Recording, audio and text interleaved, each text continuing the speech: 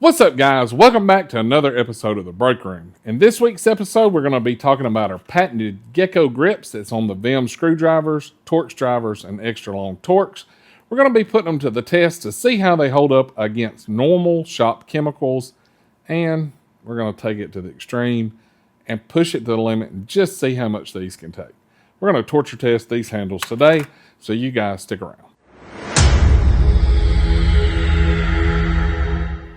Alright guys, like I mentioned in the intro, today we're going to be taking a look at the Vim's patented screwdriver handles that they call Gecko Grip.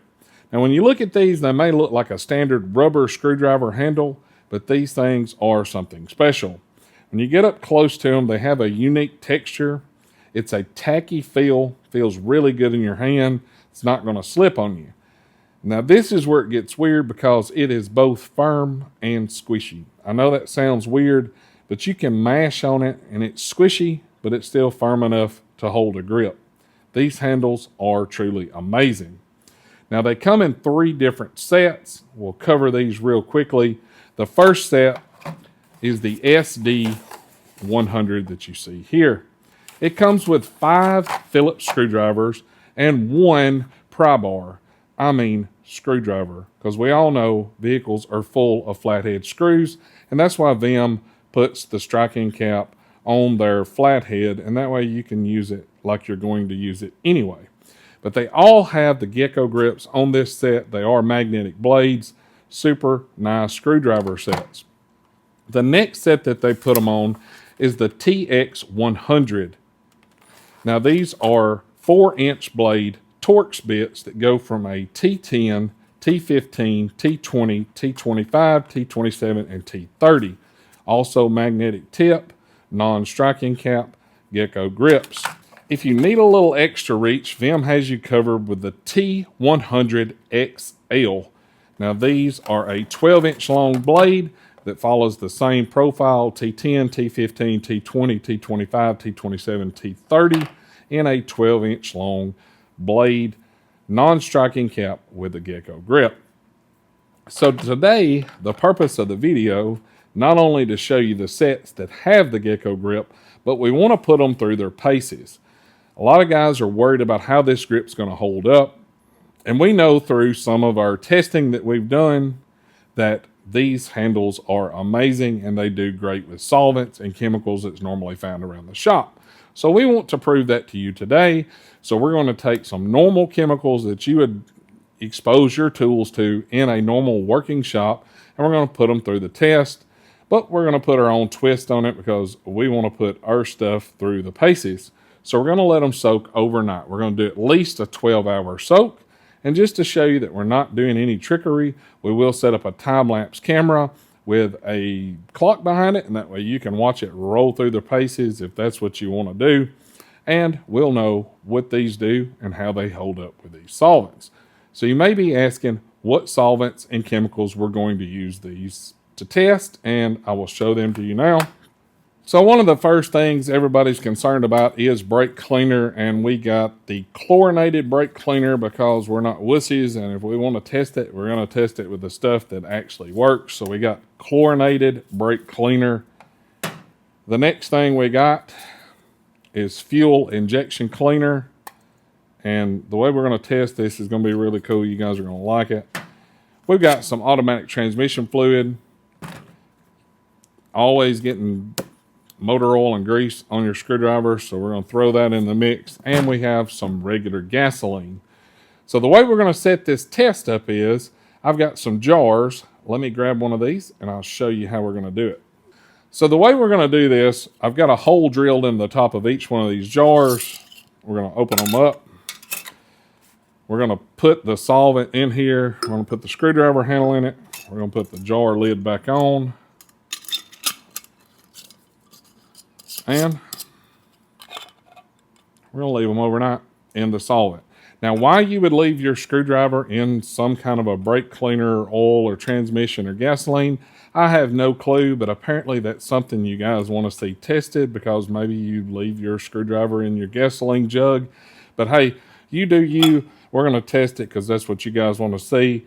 So let's get over here and let's fill these jars up. Let's put this stuff in it and let's see what happens tomorrow. Let's do it. Okay, guys, you may be wondering why this camera's here, and this is going to be our time-lapse camera. I'm actually going to go ahead and start it now.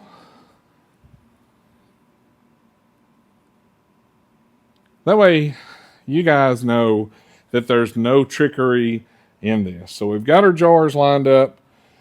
We've got our automatic transmission fluid. We've got our motor oil. We've got gasoline. No, it's not orange juice. It's gasoline. I put it in here because it's the only clear jug that I had, and you wouldn't be able to see it if it's in a red gas jug. So that's why it's in. It's not orange juice. Trust me. Fuel injector cleaner and our chlorinated brake clean. So what I'm going to do is take this clock. You can see here, it's about 3:05. Take one of our tack weld magnets, put it here. Those are TW1 super strong magnets. And we're going to hang our clock. So that way our time lapse will be able to see our clock. So we're going to start with filling up our jars. We're going to put our TX100, which is our torch drivers, in there, and that way we can test how awesome the Gecko Grip is. So we'll start here with the ATF fluid.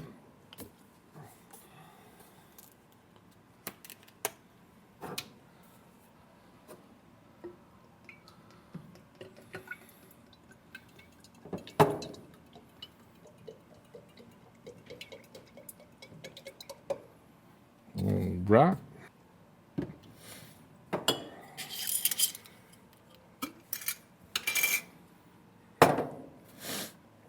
Our next jar will have the motor oil.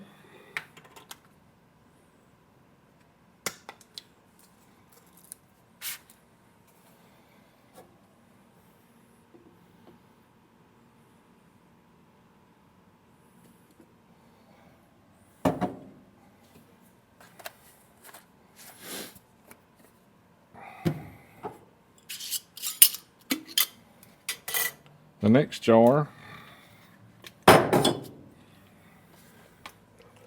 will have our gasoline.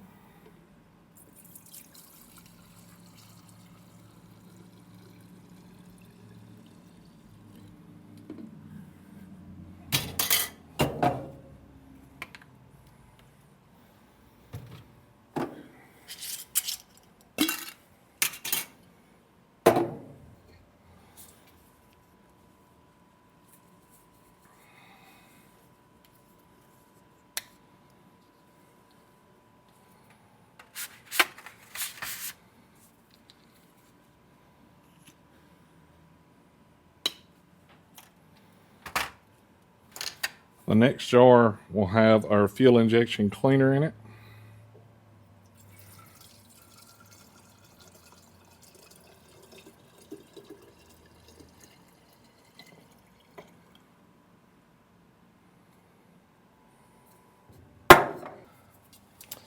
So our next jar will have the brake cleaner in it. Chlorinated brake cleaner, not the CC stuff.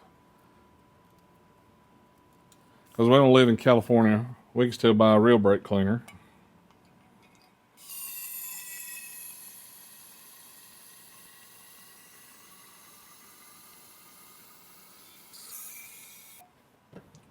Since that didn't get us up very deep, we'll use a second can because we don't want any excuses. All right, so we got our second can. We'll do the same thing. I want to make sure that's deep enough because I don't want anybody complaining.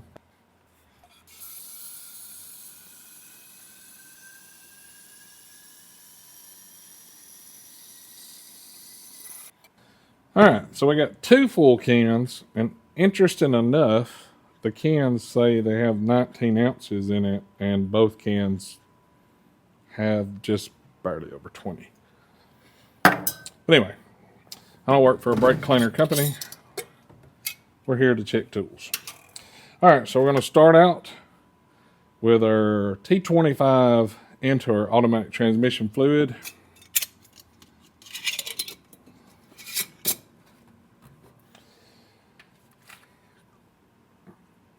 Our T10 will go in the motor oil.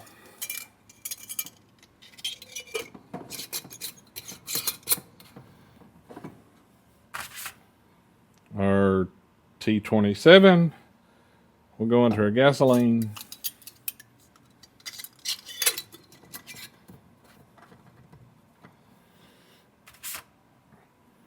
Our T15 will go into our carburetor cleaner.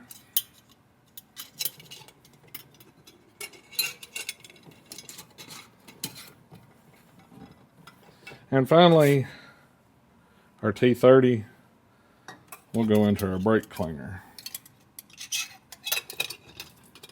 It's wanting to float. How about that? All right, so I'm going to make sure I got all these jars turned to where we can see it all on the time lapse.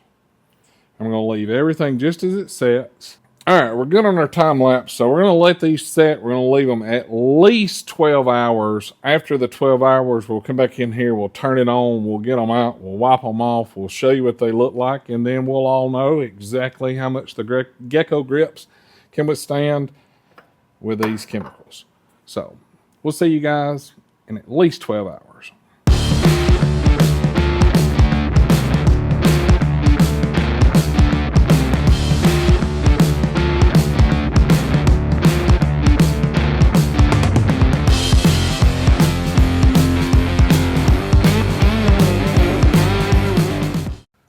All right, guys, so we're back this morning. We're ready to rock and roll. You see it's been about a 15-hour and 30-minute soak. So if you leave your screwdriver and you store it in gasoline, or you store it in brake cleaner, or you store it in carb clean or motor oil or transmission fluid, we'll know the results.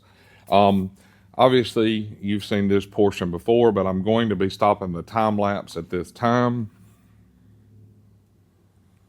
And get this out of the way.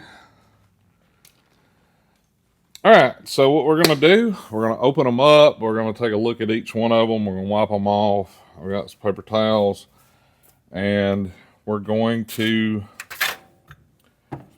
see what the damage looks like. So we'll start with the ATF. I've got some tub of towels so we can clean them off. Then we'll take a real close look at them. So we'll start here with the ATF fluid.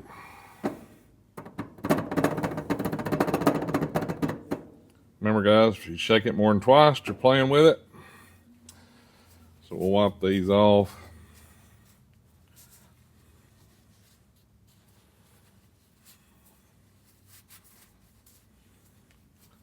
Looks like we got a little color a little stainage going on, but still works fine. We'll clean these off permanently here in a minute with some tub of towels. We'll get our motor oil out of here.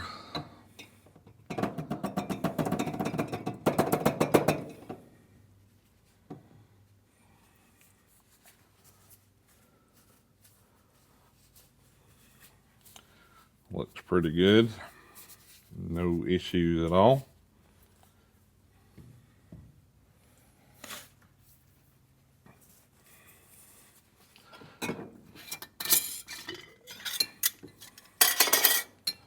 We'll get our gasoline.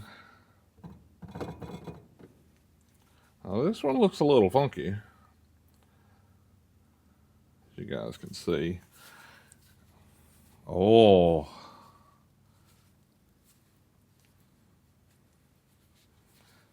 had a little issue there, so I wouldn't recommend storing your handles in gasoline. It's definitely not a good idea, especially for 15 hours. It might work for a couple, but it's not a good place to leave them. Carb clean.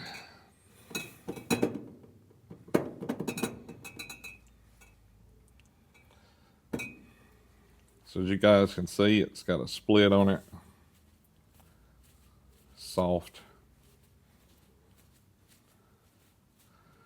Obviously, this is an extreme test. Surely to God, you wouldn't leave your screwdrivers sitting in those chemicals for that long. You can peel it off.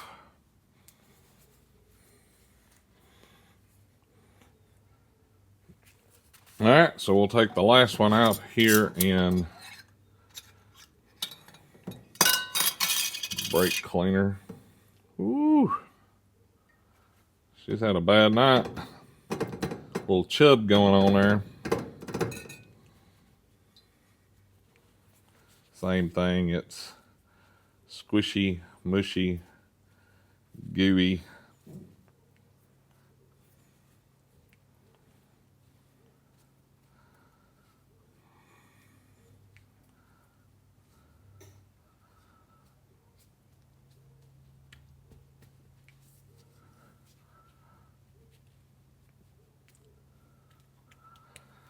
A little goo fest.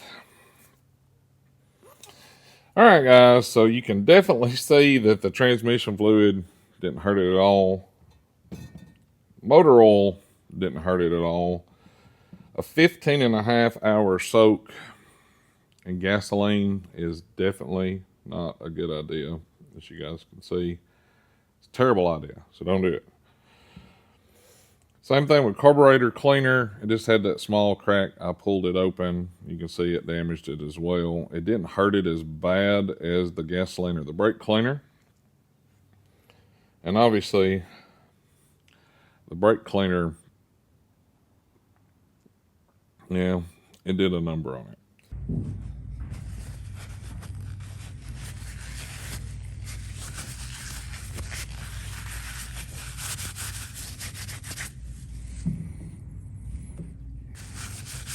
That one was the ATF. This one is the motor oil. Of course, there's not much we can do here with the gasoline one, as it turned it into just a soft, gooey bunch of stuff. The Vim tool, the fuel injection cleaner, you can see it had a crack in it, remember, and I pulled it up on the video.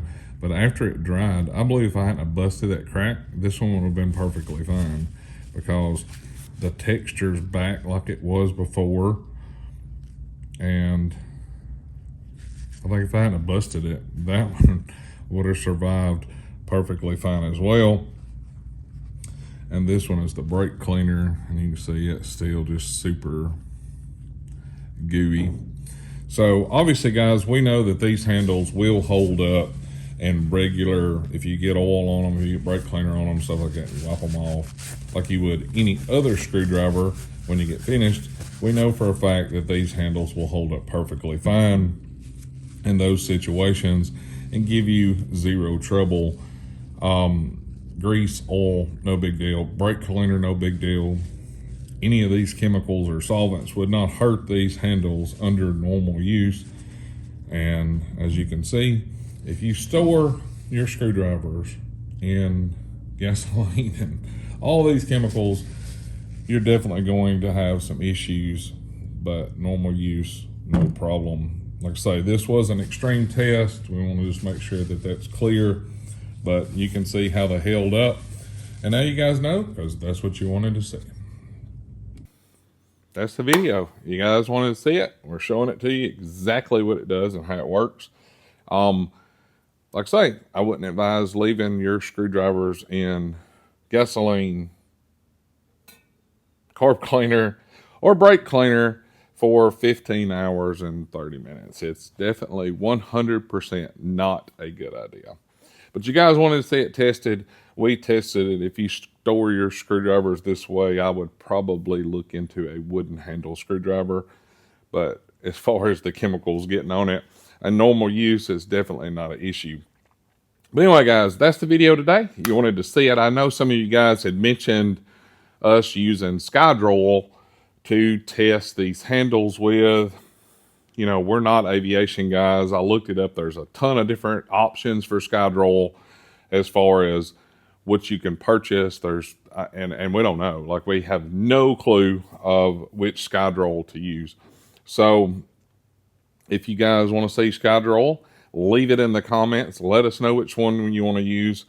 Obviously, if it's worse than these chemicals, a 12-hour plus soak is not a good idea. Just don't leave your tools overnight and stuff and expect them to hold up, because it's not a good idea. We proved that.